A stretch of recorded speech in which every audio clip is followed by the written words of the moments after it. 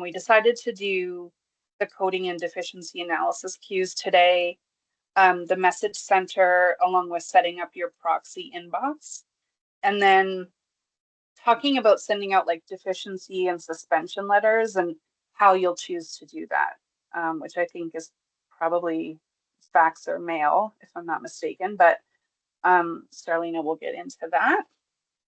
So basically, I'm just going to go right into the coding and deficiency task queues. So I think a lot of you have seen these during the IT events if you were there. So I know Melissa's familiar, Lisa and Sarah are familiar. Rashan, unfortunately, I think you're quite familiar too. You had a banger day. And I know Sherry, you were there too. So Actually, yeah, so I think they know it so well. They probably can go over these demos, yeah, right, I'm like, I'll just Suzanne? put up the screen and then you guys tell me. Tanya, you have your hand up before Amanda starts. Was it something? Yeah, I just went to try to forward this meeting to someone who I thought should attend this because they have done our workflow and I can't forward it, but I'm going to have them pop into my office. Oh, okay. Yeah, I think this is valuable for other people to attend and see this. You might want to come over here. Sure. I think we are recording it too, Tanya. Okay.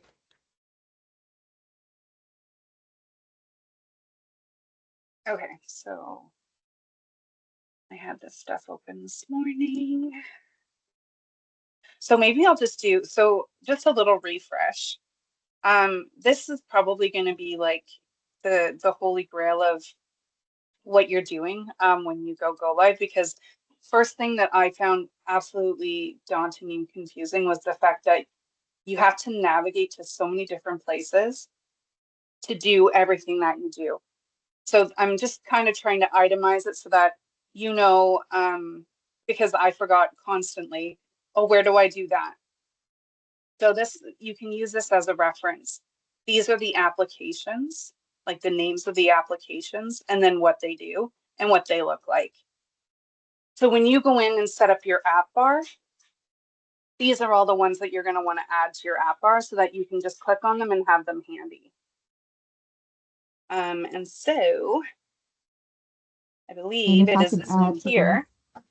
Sorry, yeah, go ahead, Starlina.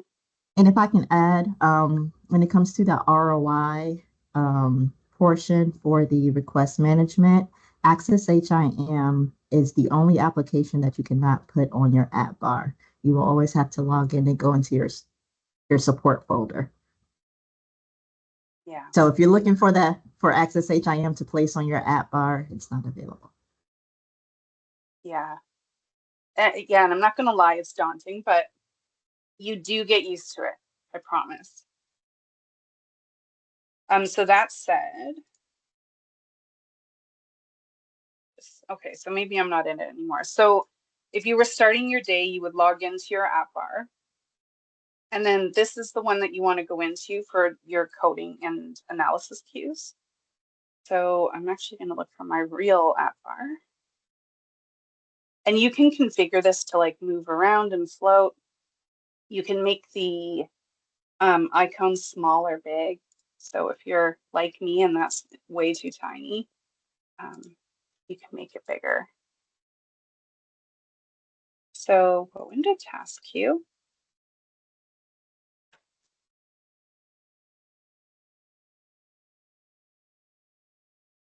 And then you can just pull this somewhere else while you're working. So once you get in here, you can see there's a lot. You can go into this search bar. And then this is where you would filter based off of your own organization and the tasks that you're doing. So for example, if you're doing IP and ED analysis in Brockville, you would click those two boxes. Or if you're doing, let's say, inpatient coding in Brockville, you would just click that one. And then that's going to give you just that list. You can refresh over there. Just that list of those inpatient Brockville coding that you need to go through. And so basically, this is sort of a new concept to me as well. You're really just using this almost just as a list for your coding. And then once you finish it, you right click on it and hit complete, and you'll get this little timestamp that says when you completed it, and you hit OK. But like, let's say there's something wrong with it and you need your manager to take a look at it, you can say pass, and then you get a whole list of pass reasons. So if it's a coding task and you want your manager to take a look at it, you can hit coding manager review, and then that puts that task on hold. The manager will then get that notification, and then the manager will go in and they'll pass it back to you, basically. So they'll take a look at it, they'll do whatever, they'll investigate, and then they can say, there's like an approved in here. And you can add a note there so that the manager knows what you're asking about. Yes. Sorry, I know it was in here. There is.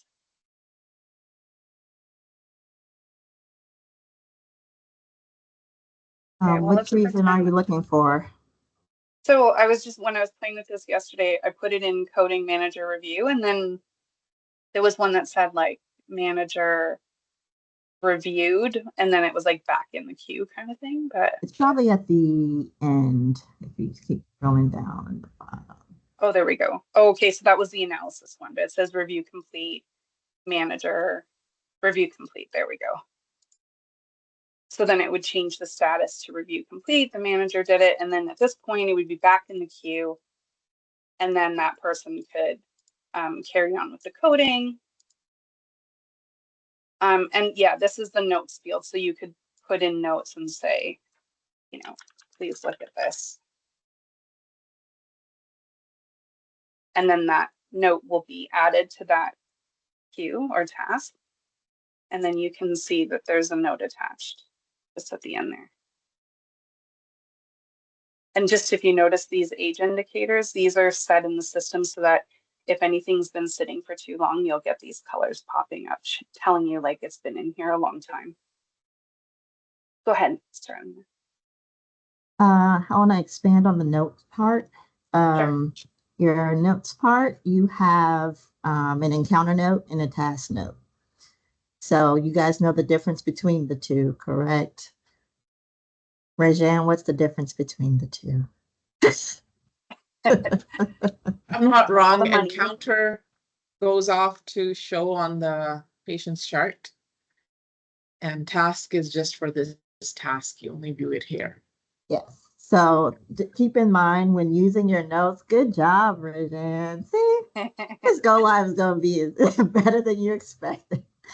Keep in mind in your task queues, you know, when placing notes, you have your task notes and your encounter note. Like Rajan said, your task note will be only viewed within this task queue. But your encounter note can be viewed, say you wouldn't mind a coder to review what's going on with this account. So you want to choose your encounter note so that it can be viewed in other perspectives.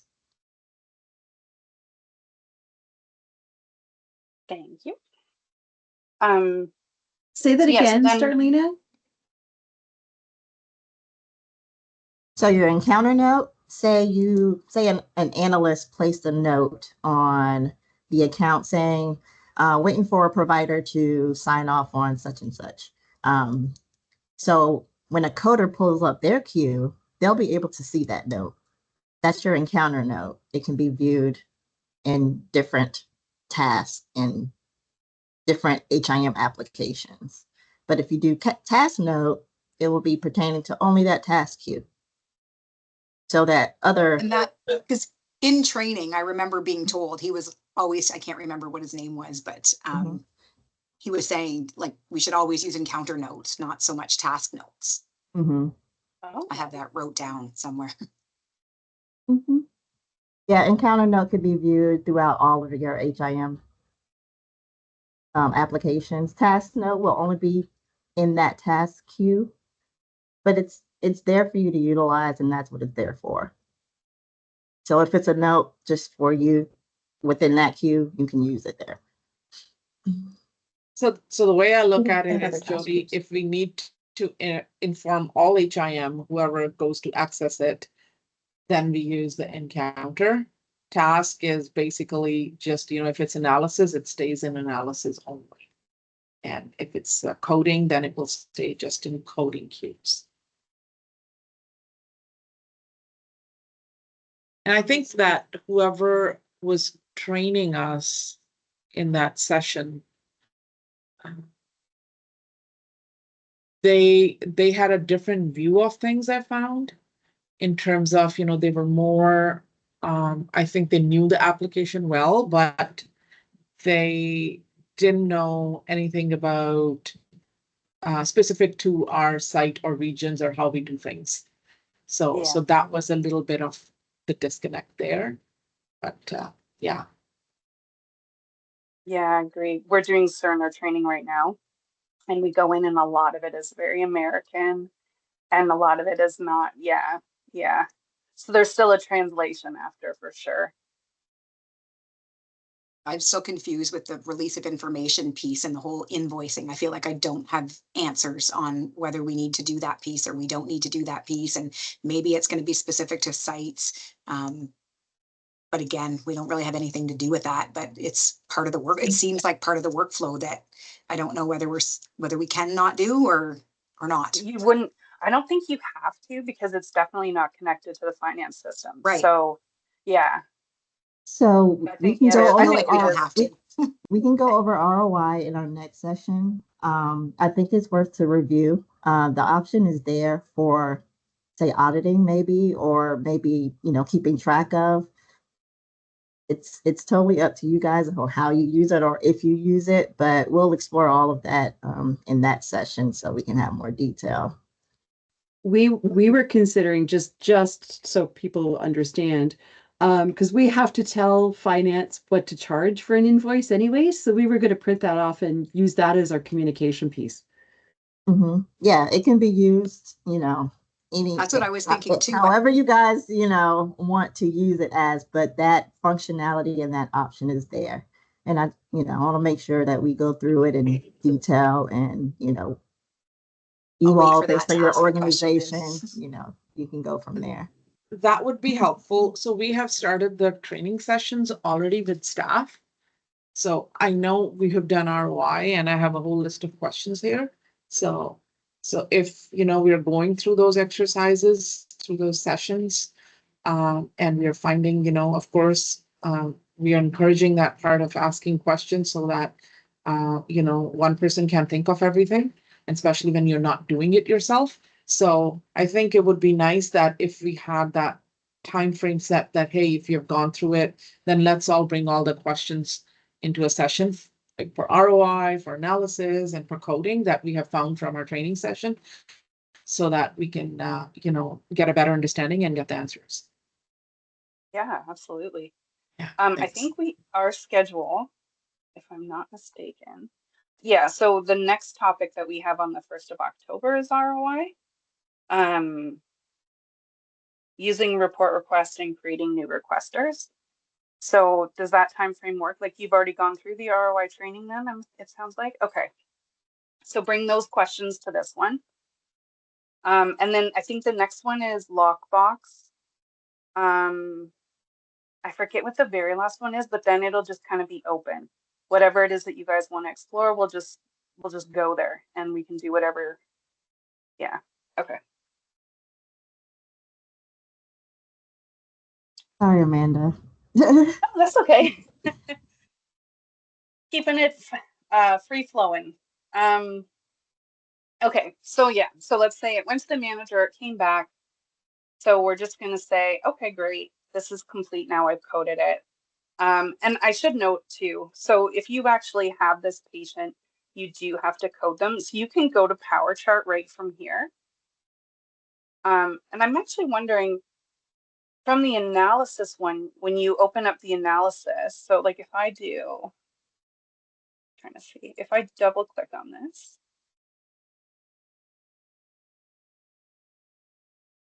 Okay, nothing happens? Okay. I Are you thought when I trying, clicked are you trying to open through the coding perspective?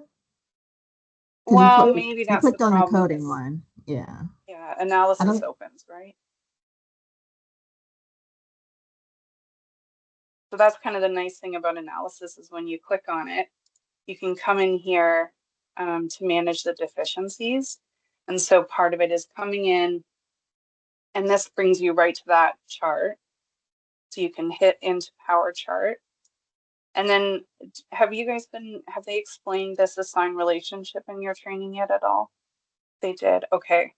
And so then you know that you would basically, for every circumstance, and this one is a little tricky because if you're going into a locked chart and there's a lockbox on it, you have to hit consent override and say why you're going into it.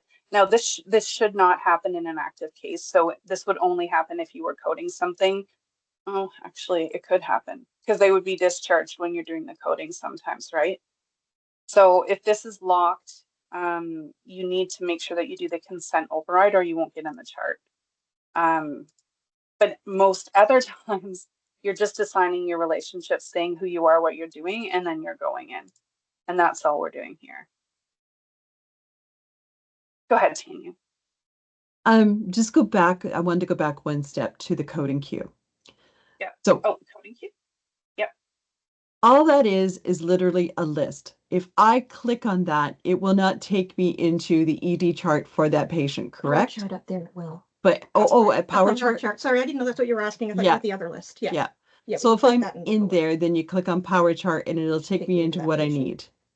Mm-hmm. Yes. So once you highlight your patient, what you want to do is highlight the patient, and on your top left, you want to click Power Chart to go into the patient's go into chart. Right to the right patient. Directly. Okay. Okay, Awesome. so And then that's to good. get back to this, once you're into power chart, So You you're would just hover. navigating on your Mhm. icons here. So like this is your power chart. That's your you deficiency just click analysis. on, That's your task queue. Yeah. okay. You can always exit the power chart and it'll take you back. Okay. Thanks. No Awesome. problem. Because that'll be useful. I Because just I have was a- like, I'd forgotten about that power chart thing, and I was thinking, well, that's not very useful. Because right now we literally have our list of patients and we go right into the chart. Boom, boom, boom, boom, boom, boom, boom, right, boom, right. So I'm glad that's still there. You can do That the makes me coding feel and better. the analysis. I just have a question though, because I remembered that part, but I feel so that, can you go back to the coding queue, Amanda? Yeah. Okay, so if I'm the person that's looking after deficiencies, I'm going to come here and I'm going to sort this by my organization, and I'm going to want the analysis piece, not the coding piece, the analysis piece, right? So I'm going to want the coding, the analysis piece for emerge. I'm going to want the analysis piece for the inpatient, and I don't see anything OP, but I'm hoping there's one for OP as well. That's on there. So if I'm the person doing deficiencies, I'm going to work from this queue. I'm going to go into it. But now if I have to document the deficiency, I have to go over to the deficiency app, correct? I don't believe so. I think so like this one's an analysis. So for this one, you can double click. Oh, sorry, I have one open somewhere. Here it is. So when you double click, it opens up this. Yeah. And then this is where you can add Okay. deficiencies.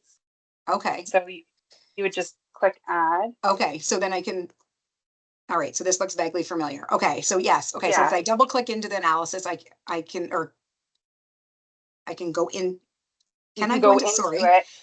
Yeah, Go you're to- going oh. into it basically to say like what's missing. To be What's like, missing? okay, And then this is same thing, I'll go missing. back to that queue to now say it's complete. So it falls off my queue, Right. right? No? No? I know.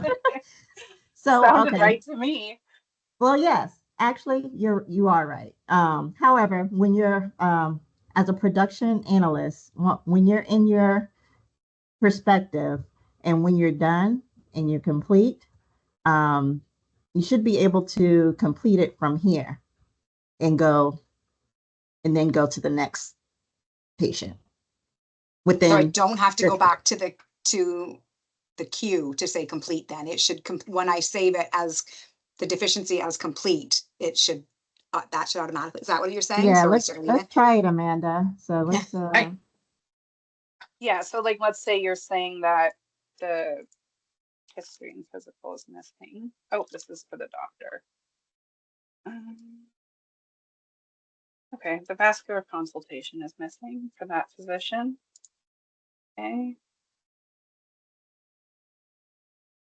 So this is the part where I was messaging Starlina because I'm like, well, this is, so now you're basically saying that this is missing, but that doesn't mean that it's done, right? Like you're still going to wait until you get that to say that that analysis is complete. Am I not right about that? Yes. So what you did was you assigned a deficiency, and this deficiency is sent to the provider's inbox, notifying that he has a deficiency that he needs to complete. Once he completes it, that transcribe status that you guys see under status should say complete or off verified.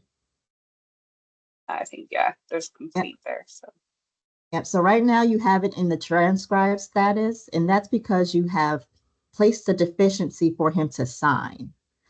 You don't want to do that if you're wanting him to document. So when you're placing a deficiency, you want to make sure that it says your status says document and not sign, because the doctor is going to do exactly what you're telling him to do. And the So if the document will if the not be entire complete. document is missing, we want to make sure that we're saying, changing that to document.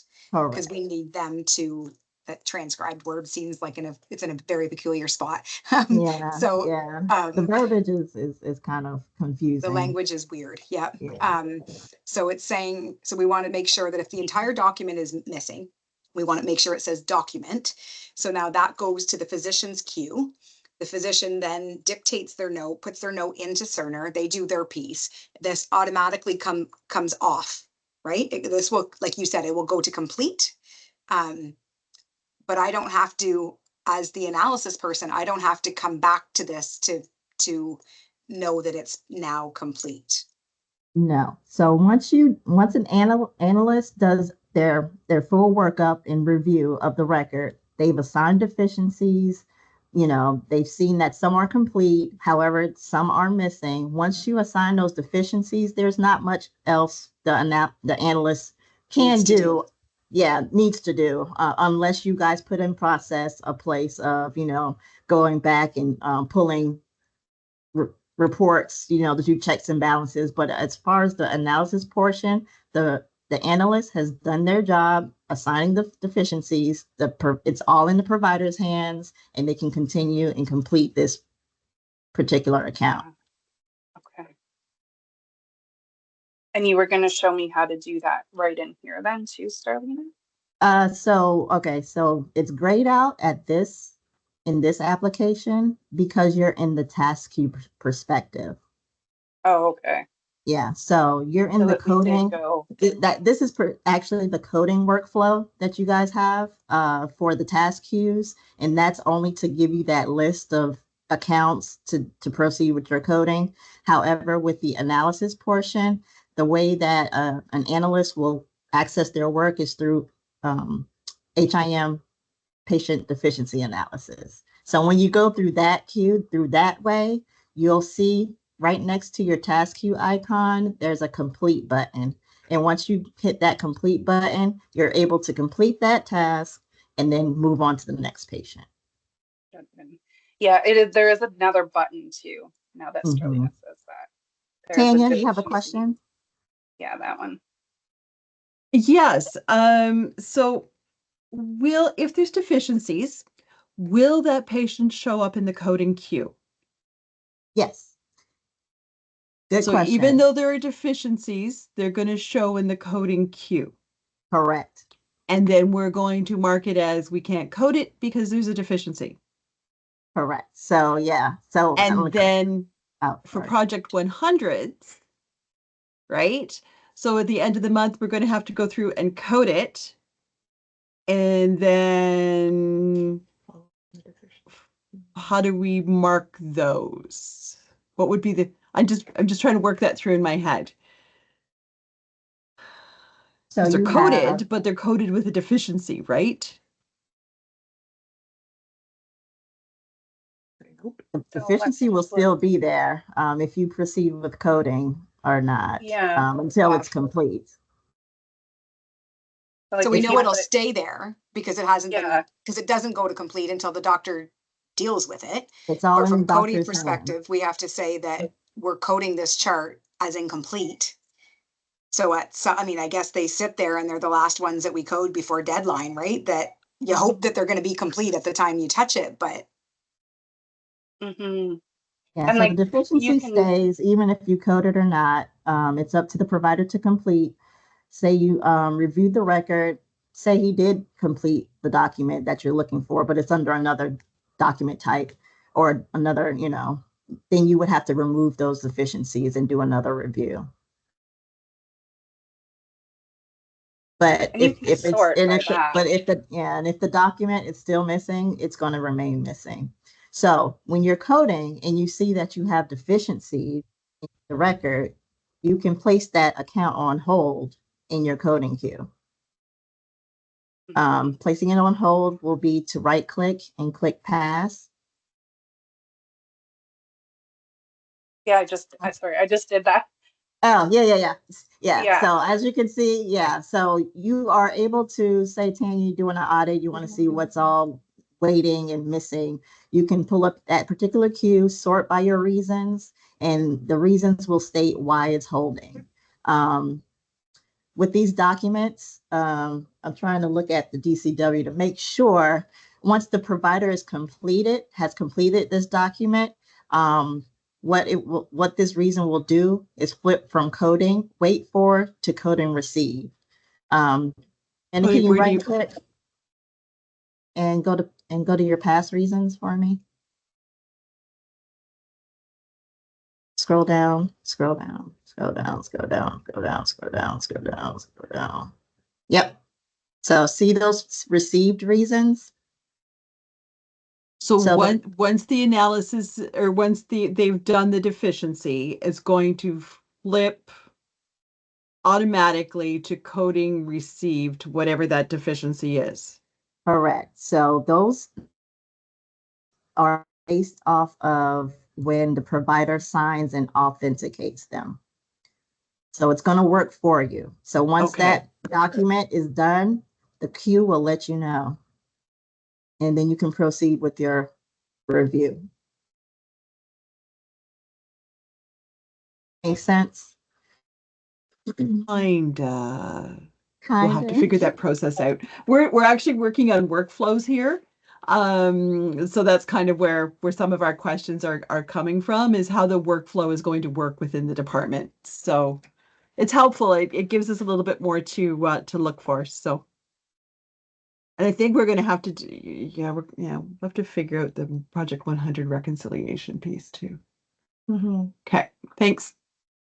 Okay. And then I believe that Janine had mentioned, so when we get up and running and you start using these queues, one of the best ways to confirm that everything is falling into the task queue that you're expecting or need to get in there, she was saying you can run the discharge report. So just for future reference, and maybe it's not that version of PowerChart. Okay. So you're going to go into Discern Report Portal. That's where you can run these reports, and you're running the ADT discharge report. And I think I have it up already. I think there was a button at your top left corner. Oh, okay, yeah, I was like, I know I said it. There we go. Yeah. Yeah. So you can set these up too. So like when you come right to the very end of your toolbars, you have the option to add or remove buttons and customize. And then once you hit this, it's deceiving. You don't have to do anything here. You can literally just drag and drop whatever you want where you want. So if you know that you're only going to use certain things, you can move those wherever you want so they're handy instead of falling off the end like it was prior. And then you just hit close and then it stays where you put it. So anyhow, so you would go into Discern Reporting Portal. And then it is the ADT discharge report. And when you run this, let's see, So when you run this, you can set the prompts to be between a certain date and time, what areas you want it to include, and what facility you want it to include. And so once you generate the report based off of that, you'll be able to do a comparison and see if anything is not there that should be there. And just with my privacy hat on, I just think when I'm looking at this, like, I think it's one thing to talk about it, it's another thing to look at it. All of these were like, so I would have the option to sit here in Brockville and look at the admission list to LNA and Perth and Smith Falls and Kingston. That is the shared system. Yeah, you certainly would. So absolutely train people that, you know, again, the same mantra all the time, you know, you're only accessing what you're supposed to be accessing. Yeah. Yeah. I know. I'm with you, Jody. I know we've talked about it. I know we've talked about these things that are like system wide versus what we can lock down on our own things. And I think you talk about it, but whenever you actually see it in front of you, I'm kind of like, wow. Yeah. No wonder the All kinds IPC of doesn't power. like shared systems. Yeah, absolutely. Yeah, it's so true, right? There's so many benefits, and then there are also so many challenges. So so I think that was it for me, Starlina. Do you want me to still drive, or are you okay to just take the screen and go? What do you want to do? I think guys are okay with the analysis workflow. So in PowerChart, you guys are familiar with viewing the notes section of PowerChart and how that can benefit when analyzing. I can bring that up if you just want to see it. Yeah, let's bring up the She's talking notes about right here. section.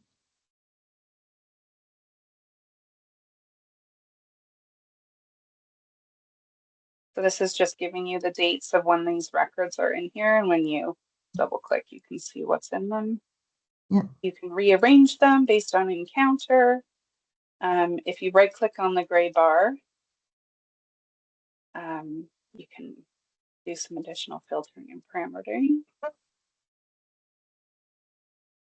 Yep. So yeah, those parameters are important. Not sure how everyone's defaults, but for your notes section, it can be viewed that you only see the documents that are within that encounter, whereas the document section will give you everything, all documents for all encounters. The status section is pretty good, you know, if you just want to do quick snapshot and see what statuses the documents are in. You guys are familiar with the color coding within the notes section in the document tree? You have to go into the, I think you can limit the documentation. Mm-hmm. You can limit, well, as far as what you want to view, like say you only want to see documents within the encounter that you're in, you can do Correct. that. Which is what most coders will want, right? Because we don't want them coding stuff that happened in a different overcoding. I agree. I always say for your notes section, just have the documents that's in that encounter, and then your document section is where you want to view all documents for all encounters. So, yeah, so the document tree where it says Brockville, can you open that? Yeah, so those color codes, you know, those kind of stand out, you know, dark blue means anticipated. Does anyone remember how to bring up the color legend if you forget what these colors mean? All right, so within that document tree, you want to right click, Amanda, and go down to color legend. Your color legend. So if you see documents that are in high pink, those are in progress. That means that those are documents that were started by the provider or, you know, clinician, and they did not complete it. So it's still sitting in their queue and it has not been yet released to the record. Transcribed can be documents that are waiting for signature. On-off, same thing, waiting to be authenticated by the provider that it was created from. Off verified are documents that have been signed off by the provider. Modified, those are documents that can be signed off, but has been modified for whatever reason, revised, addendum, though that just indicates that that document has been modified. And then you have your in error documents that were removed, but not removed from view. And then you have your anticipated. So when you see those dark blues, you know that that means that that document has not yet been created by the provider and is waiting for the provider to create. So as a coder, I think those will, help you kind of navigate the chart to know, the statuses of those documents. How did we get to the color thing? Like, can you show that right again, Amanda? here, Regine. So if you're like, just you hover over it and right click. Yeah. Color legend. Okay, thank you. So,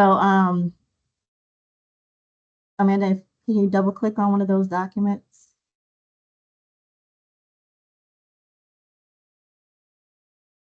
Right, so you also can look at the historical piece of the documents. Say you want to see who or what created it. You hover on the bottom, Amanda, if you can do your audit of that document. On the all the way to the bottom, you're gonna hover until you see some arrows. Okay. Go down, well, the line, on the line. Yeah, there you go. And then you want to drag it up. Click and drag it up. There we go. Oh, okay, Yep. it is working. So yeah, so that, that gives you more like an audit of the document. Say it was created, that document has been created. It'll give you kind of the historical background of that document. So that's just tip and trick to get some history on the documents. Any questions on that?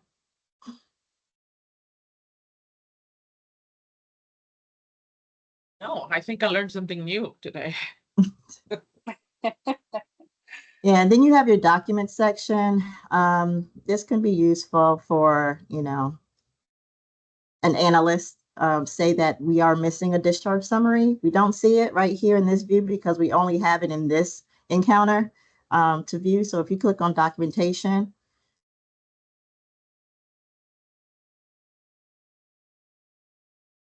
so this will give you all documents for no matter what encounter. So here, it could be possible that a provider has documented that document, but under the wrong encounter. Here's where you can kind of check that. And good thing about this view, you can kind of filter. The filters are different. It can be very detailed depending on what you're looking for. Say you're doing an audit for H&Ps and you want to see all H&Ps for all encounters for that patient, right where it says display to the left, where it says, all, you want to click on the drop down where it says all. And then say we want to do only. And then the next field will populate. We want to do only in the note types. Yep, and then the next one, it will give you a list of documents. Now, these documents the only documents that will show are documents that were actually documented for this patient. So if you're looking for something that wasn't even documented, if you don't see it in this list, that means it wasn't documented at all. So say you want to see only H&P reports, you can select H&Ps, and then it will give you H&Ps for all those encounters. So it's just a little thing to play with and filter out, and probably incorporate in your functionality. Workflows, sorry. Any questions?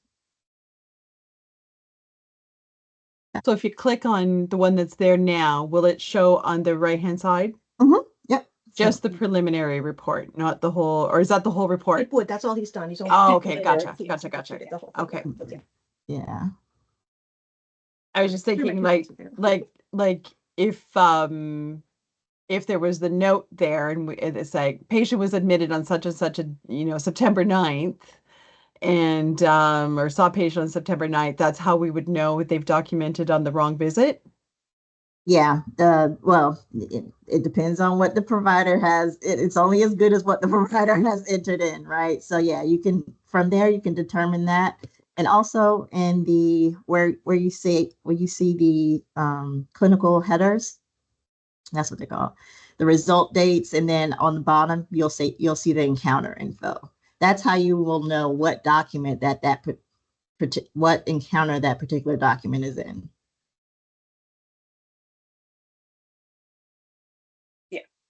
This is the encounter number, right? Mm-hmm. That's where that particular deficiency, that's the encounter that it's in. So say you are looking for a discharge summary, and the body of the document states that it's supposed to be in another, but you want to know what encounter this document is in. That's where you can kind of.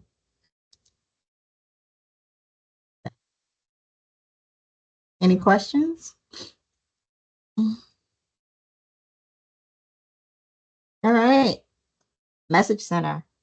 Guess it's my turn, right? This is your time to shine. I guess. All right. So, message center. Let me pull up my stuff.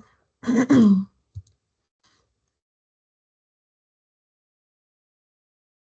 gonna have to forgive me. I'm not sure why my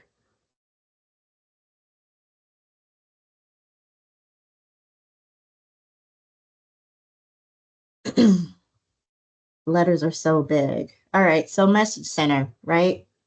Message center is an internal messaging center that, you can communicate within PowerChart. You can get messages through here. Providers, this is where their workstation is. This is where all of your refusal orders and refusal documents are housed. And also here is where you can actually view the provider's inboxes as well and see what it is that they have in their queue, waiting to be worked. That's what I just went over. You can check messages, you can proxy access, you can the refusal inbox, and you can do the read only view.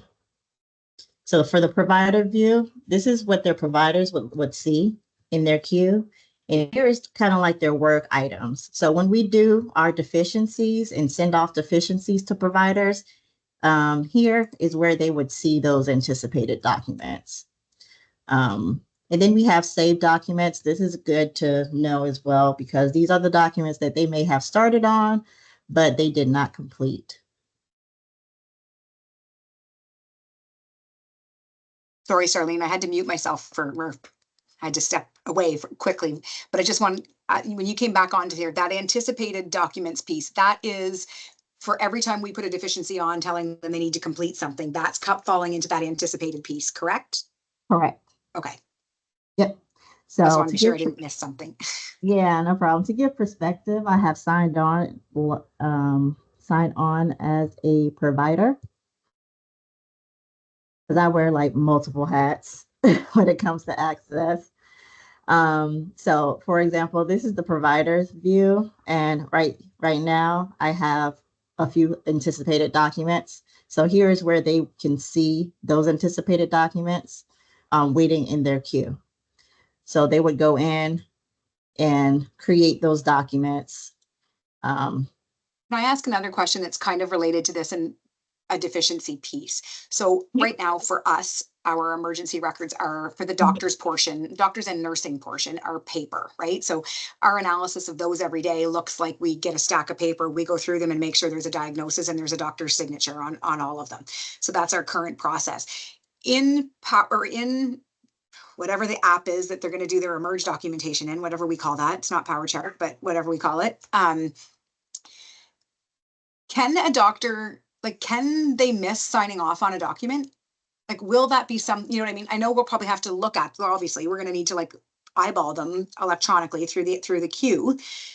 But can a doctor, like, can it miss being signed by the doctor? And then my next question to that is, if yes, when we're looking at this anticipated documents piece in this provider's screen, would it still show as an anticipated document if we were just asking them to apply a signature? No, then it will be more so the signature piece. You can identify if a document is not signed off when you're doing your review in the patient deficiency analysis portion. So if it says transcribed or unauthenticated, or maybe even saved or in progress, you can identify that through your patient deficiency analysis piece. And you can find that document in his saved folder in the items worked. Do we have to assign it, or is there not a queue for them to sign off things before they leave for their shift? Well, Mhm. see, if a doctor is creating it and he didn't sign off and he saved it, it will be in his saved folder. And then to our conversation of, so somebody's in the emergency department for 10 hours and the first doctor that was on completed documentation, but they didn't sign off because they haven't discharged the patient, and now their shift has ended and next doc has come in. I guess I mean, I need to think a bit about my workflow, because I'm not really looking for anything from that first doc now. I mean, their notes will be there, but if they don't sign it off, it sits there saved for them, even though they didn't discharge the patient. But now the second doctor that came on at their shift is going to discharge them. What does that look like? I'm not sure what that provider workflow would look like. I would assume if that provider is to complete a document, he would complete it, right? Do they leave it open for a doctor to piggyback on it? Like, I would assume I mean, that they would that's not they would that's not an complete, us but scenario. we That need scenario, to bring this back to yeah, to that's not the our provider region scenario. workflow. No, I that think- exists in everybody's workflow. Every emergency department has that scenario. Yeah, I think, think- remember, Sarlina, too, you told me about the administrative closures. So Mhm. sometimes if you do have like a locum physician who comes in and then they leave without like doing everything they need to do on the chart, then HIM can go in and close it on their behalf. And it's called an administrative closure. So this doesn't fall into that. This, It I doesn't? think, Okay. no. So I think we need ED workflow to show us what the Yeah. workflow looks Yeah. like. that would be a So- different conversation on exactly how they're doing that. And I think like Yeah. to see it on their workflow, but then what does it look like on ours when we're looking at on our end too? Right. I think we need to understand how the passover happens from one doc to the next. And is the first doc signing off on the stuff they are giving? And then the next doc is signing off on there, or what does that sign off even look like? Right. Because to tell you the truth, having EDIS, we have 0 deficiencies for EDs right now because they sign off and they are monitoring or somebody from ED is monitoring that for us. And so we're not used to this. The other end of the spectrum, Jody. Yeah, yeah. So I think we really need to look at how their workflow is in ED, or sorry, just for documentation, right? Mhm, To be just for able the to better documents. understand that. Yeah, I mean, I so guess we it can determine determine if what we will see on our end or what to expect. Yes, that we will have to concur. out Either of way, that. Yeah. Either way, it will be caught on our end, because if there's not a document that's signed, we can see that. But definitely get a more definition of how they would be documenting for the ED, so you guys know how to proceed. Thank you. All right, so the provider end, and I think we have 3 minutes, but in the provider end, once they open, say, this anticipated document, they do have the ability to refuse. So to see the refusal process, they would say, you know, this needs to be assigned to another provider. Not mine. And they would put a comment, and then, you know, they can go and okay and close, or okay and next, and they will go, you know, follow their workflow on trying to complete these. So on our end, as a HIM, our inbox looks similar. We have similar work items. Communicate out of the inbox. Say you need to send a provider a note. The communicate option is provided, and it will pop up like your inbox. You can attach a patient that you're specifically talking about, and then you want to attach the provider, and then you can send them a message through this means of communication, just like you would through an inbox. Here is also where you can access your refusal document workflow. So to do that, you want to click on your proxy, and you want to click on manage. I don't know why my buttons are so huge. It's okay. Yeah, it's aggravating. And then you want to click on received, and then you want to click on add. And here is where you want to bring up your refusal inboxes. So you have several here, depends on your site. I want to click on KHSC and click on OK. First thing you want to do is grant all access to it. Then you want to make sure that your time frame is a good amount of time for you to keep that open. Say you only want to see it for today, you know, you want to keep it as today, and it will remove itself. But if, say, this is your job, you want to definitely extend this to, you know, at least 2100, and then it will stay.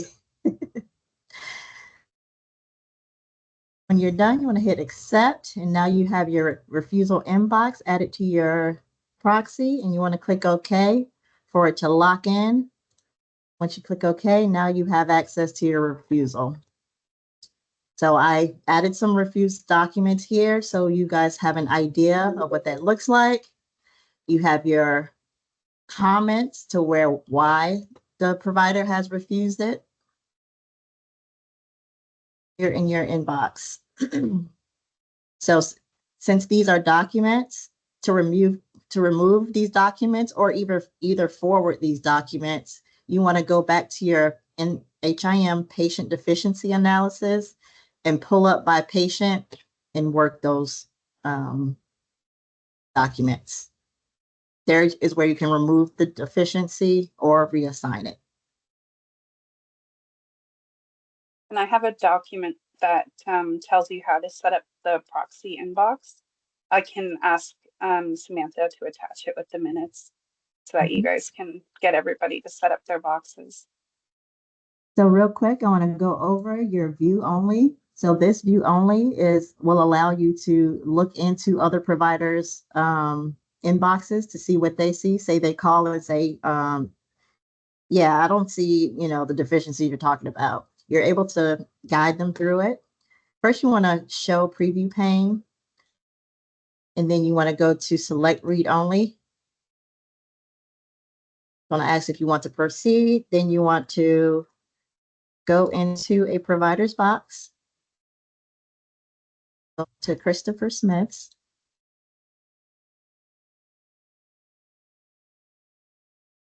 Okay, and here's, you're able to see whatever he has in his inbox. You're not able to work them, but you'll be able to see what it is that he has in his queue. So say he has anticipated documents, which he does, you can see them here. And here you can help direct him, you know, to how to kind of engage. And also this is important too. once you go live after 30 days, depending on how this is set, you want to make sure that they readjust to get the oldest.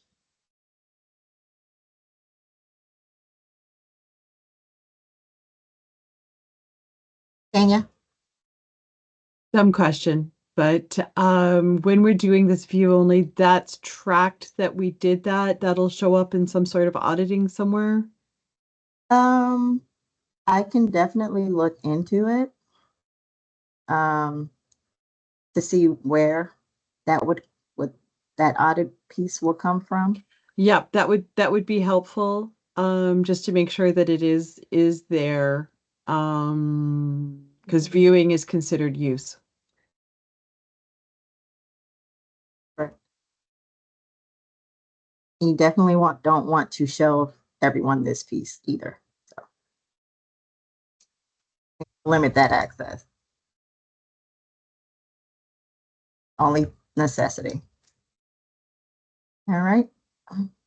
So when you're done, all you do is go back and you will uncheck. You're out of that person's inbox, and that's it.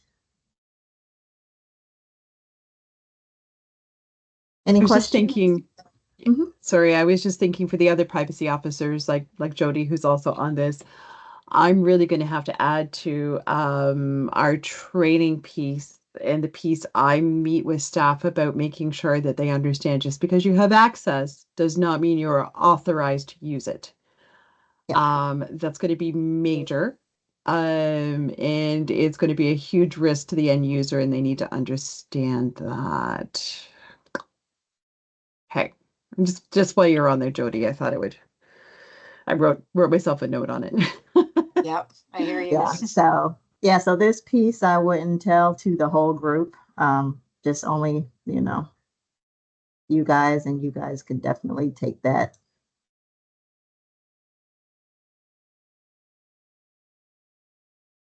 From there. All right. Any questions on your message center?